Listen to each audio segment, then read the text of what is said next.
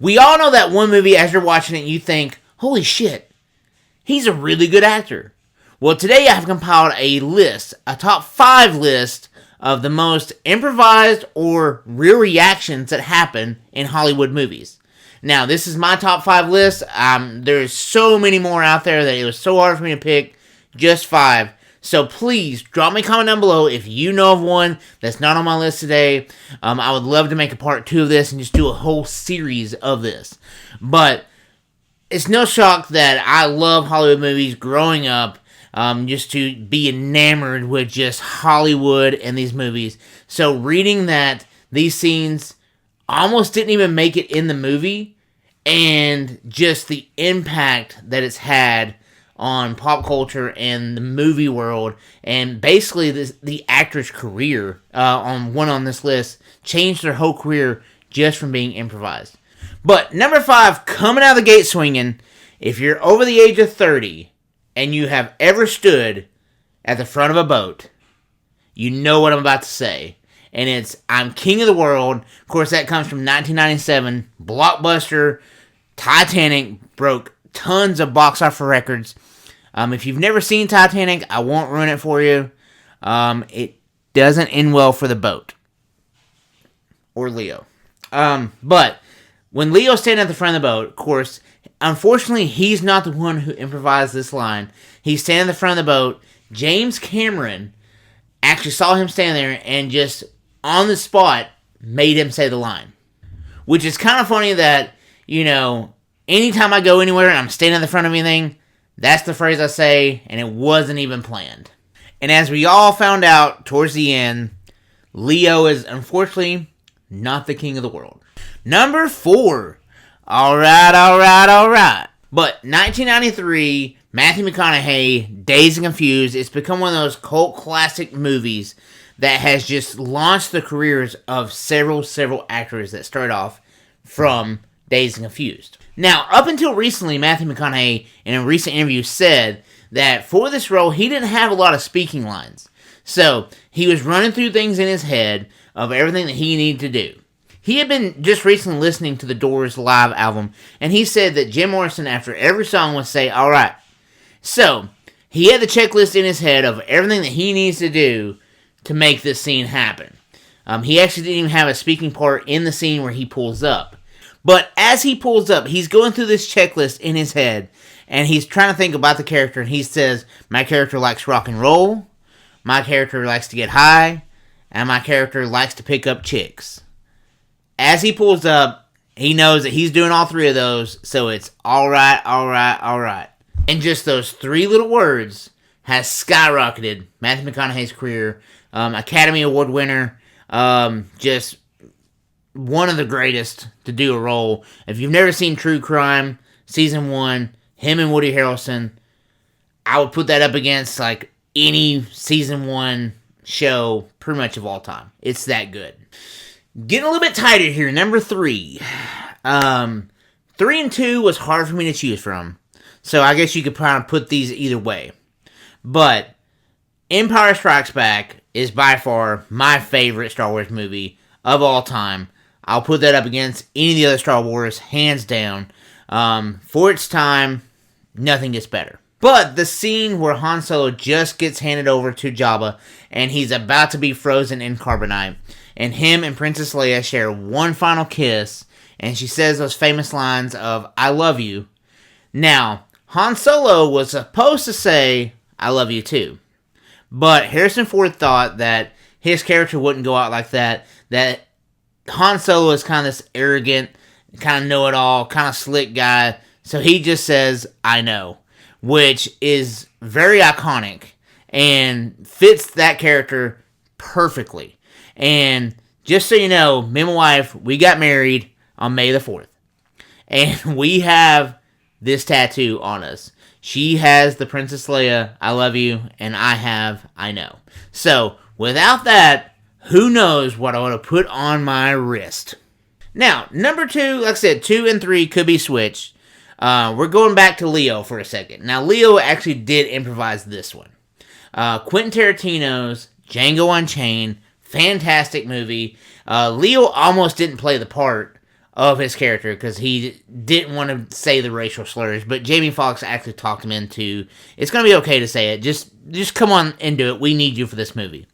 But the scene at dinner, whenever Leo's character breaks the cup and he's talking, he actually cut his hand wide open. And the blood you see in that scene is actually Leo's blood. And he's bleeding. What I find most fascinating about this whole scene is they didn't cut. Leo didn't stop. If you watch the reactions of people around the table, no one reacts to this of he just cut his hand open. The scene goes on for 4 minutes of him doing this dialogue. And when they finally yelled cut, the cast and crew gave Leo a standing ovation. Now, a Hollywood misconception is that in the scene, Leo rubs Kerry Washington's character, he rubs her face with the blood. But no, that was not Leo's blood. They loved the scene so much that they actually went back and added that in and filmed that whole scene just to add that in, just for dramatic effect. But kudos to Leo, just proves again he's one of Hollywood's greatest actors of our generation. Now, number one, I think, hands down, is possibly one of the weirdest movies I've ever seen and the most bizarre movie I've ever seen. But overall, when you watch it, it's actually brilliant. I had this as my number one horror movie of the 80s on my list. I'm talking about The Shining. Stanley Kubrick directed, Jack Nicholson, Shelley Duvall. There is so many scenes throughout this movie that if you have to watch it and really pay attention, and almost every time you watch it, you find yourself going, what the fuck?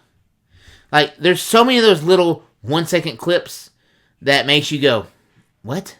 But I couldn't just narrow it down to one thing. So I kind of got a 1B, 1A kind of thing. Now, it's come out later on that Stanley Kubrick mistreated Shelley Duvall on the set of Shining. He had the cast and crew purposely isolate her to affect her as a person, and so that way she'll get into character. He did some questionable shit to her on this set, and I think that later on Shelley Duvall was not in good health. She had some mental issues. I don't want to say that this could be a cause of it, but you can definitely tell there was some psychological shit going on in this movie. So, the scene where Shelley Duvall is backing up the stairs and she's swinging the baseball bat. Stanley Kubrick made them film this scene 127 times before he yelled cut and do this.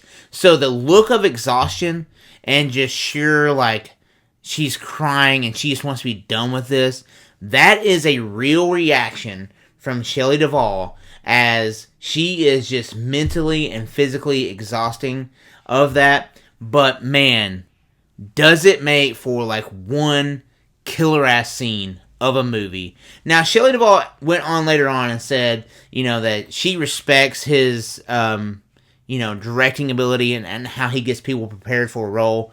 But damn, I don't know if I could shoot a scene 127 times back to back to back. But it makes for one of the most iconic scenes of the movie. Before we get to the final one, guys, if you could do me a huge favor, it helps me out so very much, is hit the thumbs up button down below. If you're not a subscriber, there'll be no one more grateful to have you as a subscriber than me. And then out beside that, turn on the little bell notification and select all. And then YouTube will notify you anytime that I upload a new video.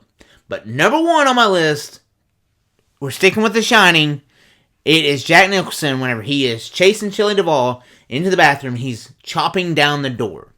And when he chops open enough space to stick his face in there, and he says the famous catchphrase of, "Here's Johnny." Of course, he is talking about The Tonight Show with Johnny Carson. Now, that has become significant throughout movie history. That clip has been played in so many things, so many parodies of that. I can't even count all of them, how many times that line has been used in a movie. Now, Stanley Kubrick, he lived in England, did not understand why he was doing that. So he didn't get what was the whole lore of him saying, "Here's Johnny." Now, it almost did not make the final cut of the movie. I don't know exactly what happened to change his mind. I think Jack Nicholson just kept on him about saying this needs to be in the movie. But the most famous improvised scene of all of Hollywood movies on my top 5 almost got left on the cutting room floor. But I'm curious to hear from you guys. I would love to make a part 2 of this. So drop me a comment down below. What is a improvised scene or a real reaction to a movie that you know, and I would love to check it out. I would love to do a part 2 of this.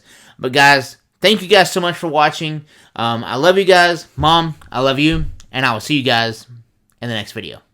Thanks, guys. Hey, if you want to watch another video, click here. If you want to subscribe, click over here. As always, thanks for watching, guys.